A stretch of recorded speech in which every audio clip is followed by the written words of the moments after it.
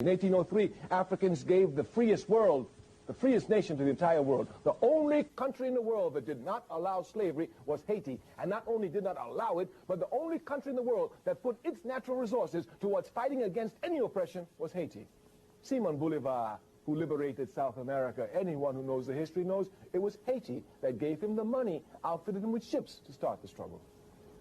And the Haitians demanded only one thing of Bolivar: when you free Venezuela, when you free Colombia, when you free Argentina, when you free Peru, free the slaves. The only condition of which they required of Simon Bolivar. This is history. You can't hide the truth, and if you know your history, you look for history, you will find it. You can imagine the threat that that Haiti imposed upon America since 1803. There was nothing that American imperialism, one other thing I must tell you. From this period, 1803, Haiti fought every major European power, the Americans, the French, the Spanish, the Germans, the Portuguese, all of them, trying to bring Haiti down, and not one of them could make Haiti renege on her democratic principles. On that country, there would never be on that territory a slave. Every man, every woman was free. You just make it to Haiti and you're free, no slavery. Everywhere else there was slavery, everywhere else. In the great America, they were, let's not talk about that.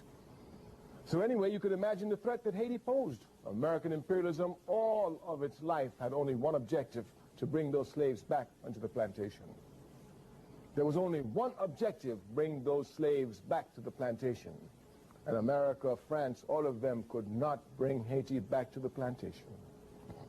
Even after slavery was made illegal throughout the Western Hemisphere and was even abandoned and emancipation proclamations were read everywhere, Haiti continued to be the guiding inspiration for Africans throughout the Western Hemisphere.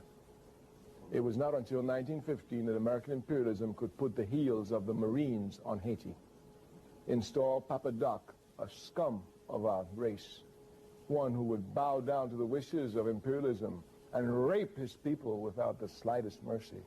And since then, that's where Haiti has been, and that's where it is to this day. And it's certainly not Bill Clinton who's going to liberate it, just the masses of Africa.